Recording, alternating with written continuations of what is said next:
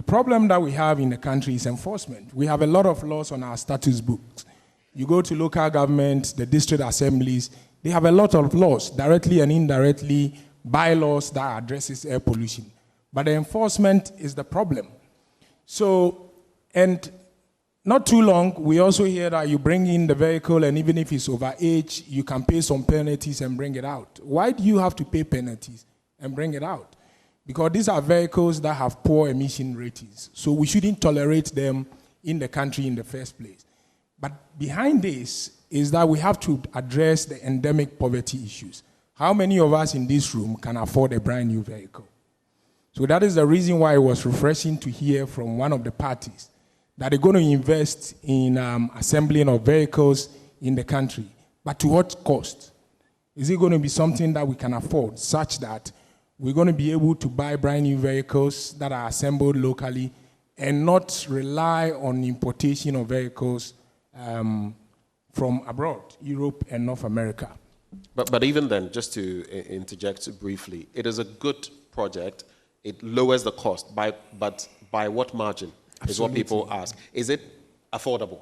Yeah. Still, even at that level, is it affordable? Yeah, is it affordable? And what are the schemes for getting this?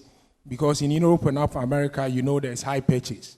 So you don't necessarily have to do a huge savings to go and buy this vehicle. You know, the bank buys and then you pay on high purchase, etc. But one of the key things that could address emissions from the transportation sector was the emission tax that was introduced. I don't know whether it's still existent. But for me, I wasn't sure whether it was another stream of income for the government or it was going to be used to tackle emission. Because, listen, if I'm driving a brand new vehicle, why do I have to pay the same emission tax as somebody who is riding a trotro or a 1998 vehicle? So you tax those people heavily. And then that serves as a deterrent from bringing in those overused vehicles. And you know, the other thing that we didn't even look at that emission tax is that we should link it to climate change, because when you address these emissions, there are also short-lived climate pollutants like black carbon, which we are also addressing. So these are things that we can do to address the transportation sector pollutant. But also, finally, what Mr. Appiah also said, investment in non-motorized transportation. You know, we are always developing our roads, but we are not making allowance for bicycle lanes. We are not making allowance for walking. You know, and if you do that, then of course, people are going to walk and cycle to work.